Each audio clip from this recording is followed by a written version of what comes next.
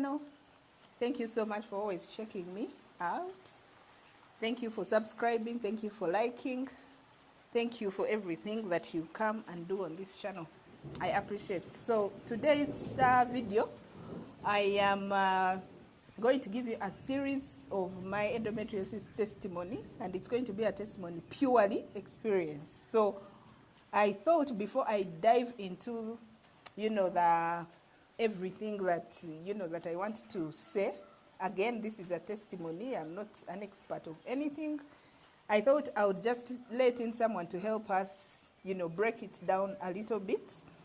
What is endometriosis before I can come in to give my testimony? So this is what this video is about. So today I just have a few questions that I'm going to ask him. I'll let him introduce himself first. Okay, yeah, my name is Dr. Gerard Akankwasa. Don't know. I'm a physician, and I have experience in management of endometriosis. We have managed many, and so I can take you through a brief anatomy, physiology, and causes, signs and symptoms, diagnosis, and management of endometriosis, unless there's any other you'd want me to do, give you. But for our viewers, I think that's enough content to take in. Just a little people context. Who are not very medical. But it's never brief, but I'll give. Yeah. So I just have a few questions that I'm going to ask you, so that you just shed some light, so that by the time I come to, give my experience, we know where we're coming from. So basically, what is endometriosis? Wow, it's not a simple question, but never hard. Okay, to begin with, I can't talk about endometriosis if we don't know about the endometrium. So we're going to talk about one organ, the uterus, and we're going to talk about the three parts.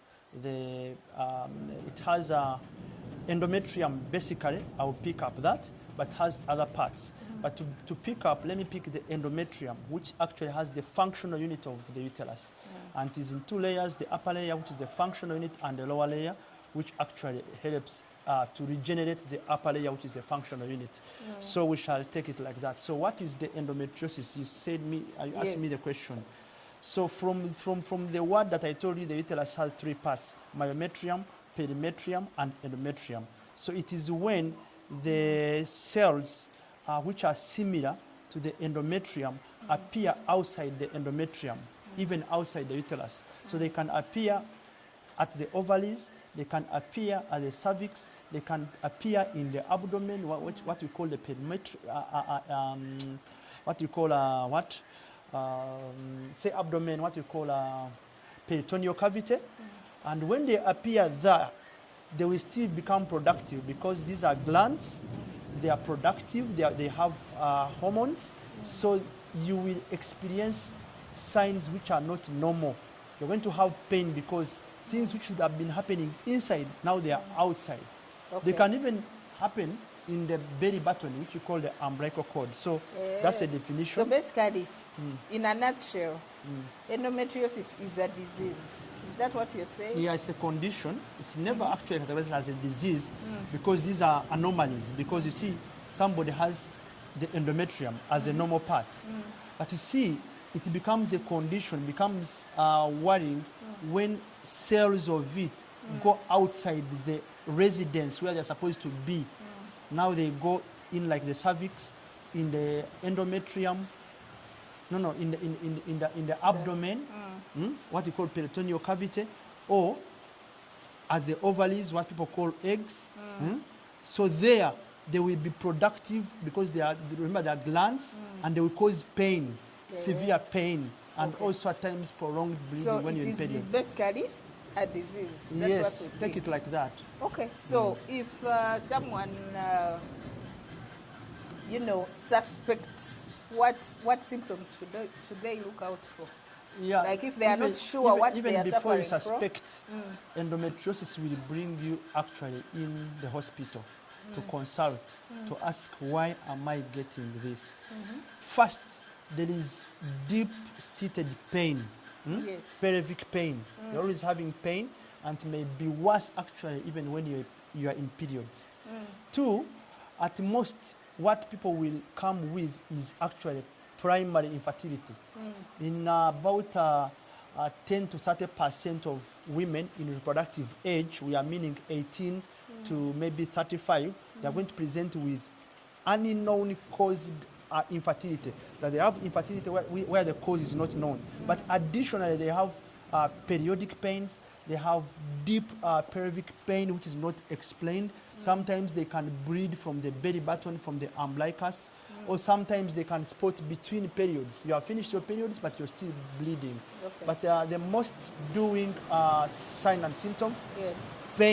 painful periods. Yes. So what you're saying, what I picked is, and someone actually said, pain during periods is not normal. Heavy pain. You see, pain during periods is normal because the endometrium is shedding. It's shedding the endometrial layer. Extreme pain It's not normal. is not normal. So if someone is experiencing this pain, they should go to hospital. Yes, to get clarity. Yes. In hospital, we shall take history, and we are going to ask whether your relatives, your first-degree relatives, have had this, because at most endometriosis it follows genetic line. Yeah. And it is a lineage. So you're going to ask when did it start? It can start as early as 8, by the way. We're going to ask when does it come?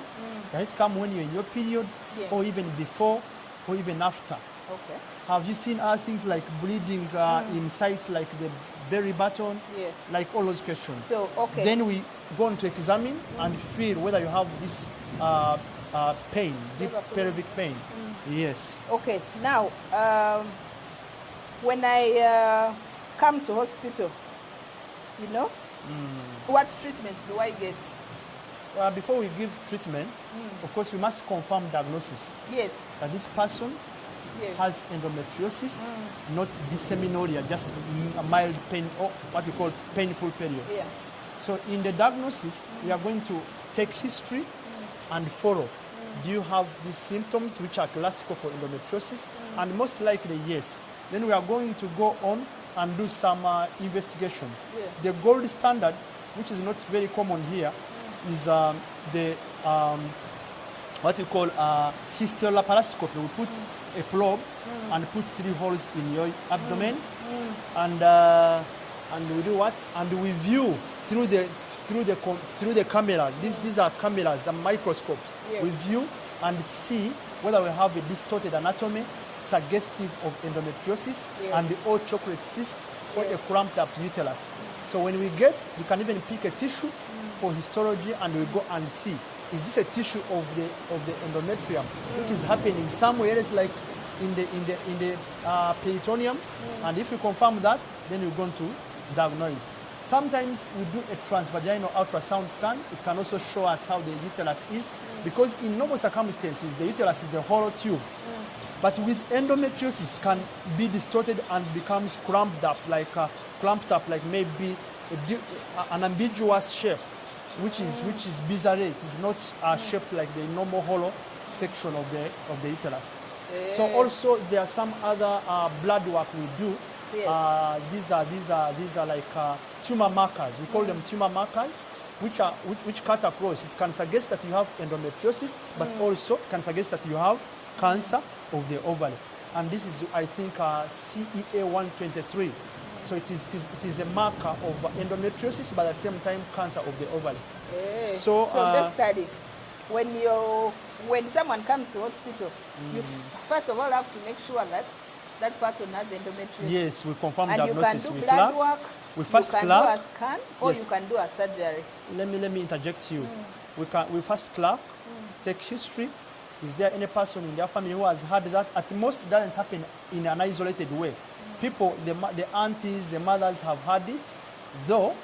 You see, as of late, the incidences now are higher than back then. So then we investigate and confirm diagnosis, do laparoscopy, and confirm diagnosis. It is a gold standard. Then we go on to do management. Now, in management, there are 3 ways. If it is not causing infertility, it is not causing unbearable pain, we can choose to do what we call a watch, wait and watch. and observe what will happen. Will the patient overcome it? Will she conceive? Yes. And when you conceive, because endometriosis also, it has a linkage with high level of estrogen. So progesterone, which is a hormone to stay the pregnancy in, has a turnaround effect, can control it. Okay. So that is one. Number two, we can choose to give some drugs. There are some drugs, even basically pill plants, mixed pill plants, to balance your hormones and contain endometriosis. There are some other drugs like Lupulide. Yes. Lupulide is an That is now injection. treatment Yes, we are in after treatment. surgery. Yeah, after surgery, even before. Lupulide is known to actually manage endometriosis and shrinks actually these other tumors and endometriosis itself which had happened. Though it can cause us temporary infertility, but it's a drug of choice. Then lastly, when we think all these methods can't work, we can do surgery and do what? Remove the endometrial tissue, whole of it, to prepare the other layer, the downer layer, which I said the endometrium has two layers, the upper and the lower layer.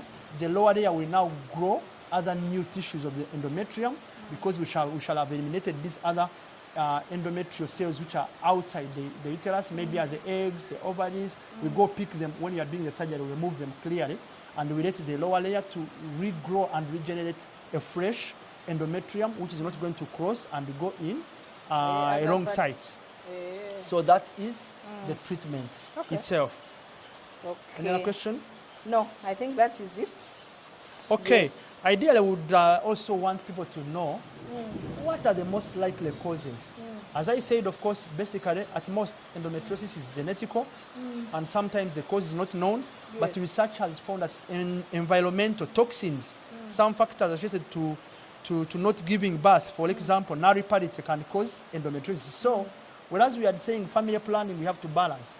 Because when you delay so much to conceive, you're most likely to have endometriosis. As I said, it affects the age range of about, say, 18 up to 40. But the more, the higher the age, the more the extremes, the more the chances of endometriosis.